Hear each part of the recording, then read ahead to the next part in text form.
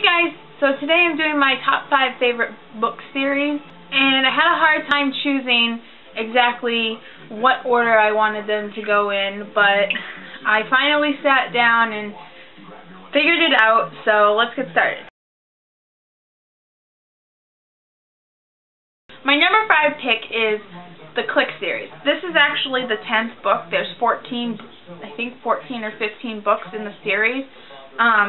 But it's basically about 4 A-lister middle school students, Mazzy Block, Alicia Rivera, Dylan Marvel, and Kristen Gregory.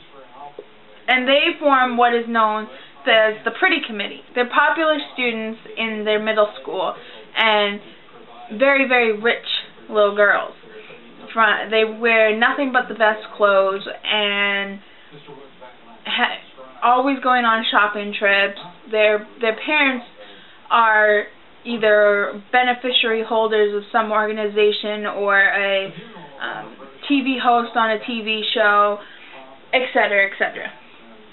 That is until Mazzy's father's best friend moves from Orlando, Florida with his family, and Mazzy is forced to hang out with Claire Lyons, his daughter.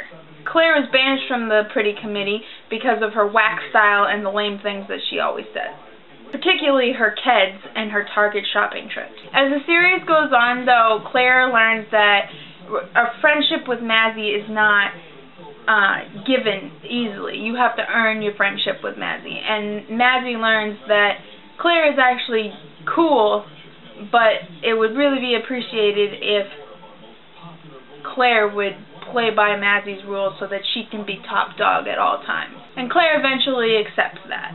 Surely, but certainly not quickly, Claire is eventually let into the Pretty Committee.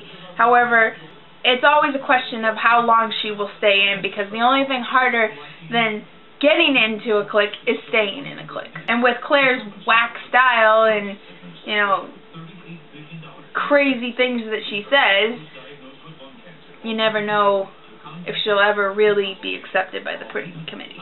I really like this book series, but it made my number 5 because it was pretty predictable. I mean, a bunch of girls that are snotty and rich, and then they meet this poor girl and they banish her, and I mean, it was pretty predictable. But I liked Mazzy's attitude, and I liked how there was constant drama between Mazzy and Claire, and how they were always trying to one-up each other in public, but deep down they were actually really good friends and really got along. This book series is good for anybody that is in middle school or high school or likes mama drama books, as I call them, which basically is just, there's so much drama in the book that you don't know what to do. And I kind of like those confrontational books, which is why I picked this as my number 5. My number 4 favorite book is the Crank series by Hopkins. And the one thing that I really like about Hopkins is, as you can see in the book, she tells her stories in verses and almost like poems, which is really, really different, and I thought that made her a unique writer. The book is about, actually, it's written based off of her daughter's drug problem. Her name's Christina in the book, but they never reveal what her actual real name is. But in the book, Christina is a straight-A student. She's going to visit her dad in Reno for 3 weeks in the summer. That is until she meets Adam, who convinces her to try Crank, or otherwise known as the Monster. The story is about all the terrible things that Crank can bring, such as jail time and even how easy it is to fall in love with someone. My favorite part of this book was that it showed not just, I mean, we go to school and they tell us, don't do drugs, kids, and here's why: you'll get cancer, you'll get this, you'll get that. But what they don't tell you is how much it will ruin your life. And I'm not talking from personal experience, but I do watch a lot of Intervention, and I did read this whole book series, because there's 3 books. There's Crank, Glass, and, oh my god, I forgot the last one. But there's another one. But anyways, I watch a lot of intervention, and from reading this book, I learned how not just the health reasons can ruin your life, but the drug is truly a monster. One of my favorite parts in the book is when her son Hunter gets taken away from her as a baby. Not because I have this fascination with taking babies away from their mothers, but she was a cracked up mother on drugs, and she didn't deserve her child, and her child deserved better. So it was, in my opinion, one of the best parts in the book. However, my least favorite part in the book was when she was sexually assaulted by her boyfriend. I think anybody that likes drama books and real life type stories would like this story. And I think that anybody can like Ellen Hopkins. She's just an amazing writer, and you should check her out. Not just her series, the Crank series, but she also writes other books on other things that are... Seems that she writes a lot of serious issue books. Like, one of them is on sexual abuse, another one is on suicide. You know, like, she just writes about things that are really intense and dramatic. So, you should check her out.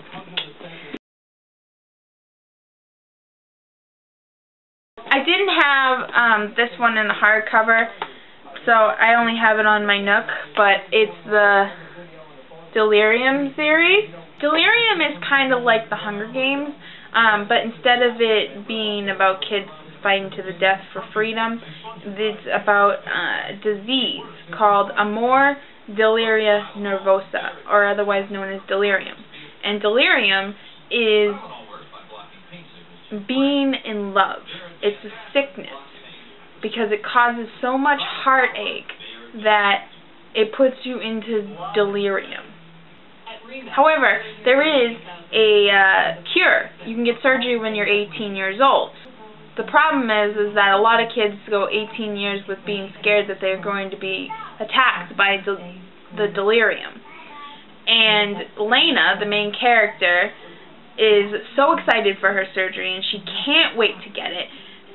But that is until she meets Alex, who is an invalid, known as someone that is over 18, and they have not gotten the surgery, and they live in the wilds, which is the other side of the fence, because like the Hunger Games, they're fenced in, and they're not allowed to pass the fence. It's actually electrocuted. 7 days before her procedure, she decides that she's going to go into the wilds with Alex and live there.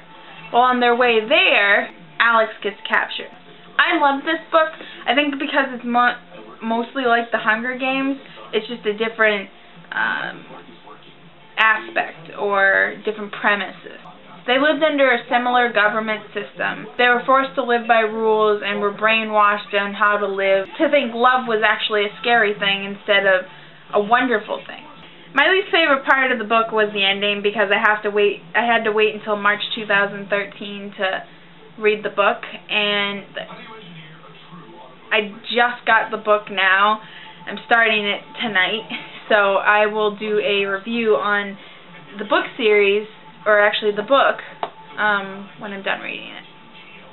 My favorite part in the book was the relationship between Alex and Lena, mostly because Alex reminded me a lot about Peeta. He always knew the right thing to say.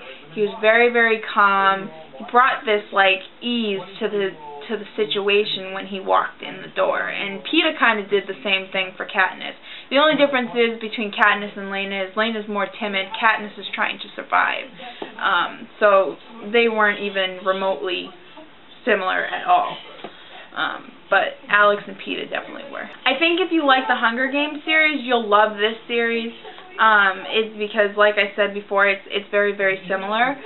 And it's very, very addicting. Like, it's just an amazing story. There's actually 3 books. The first one's called Delerium, the second one's called Pandemonium, and the third one's called Recum. And it's by Lauren Oliver. I was told to read this series by so many people.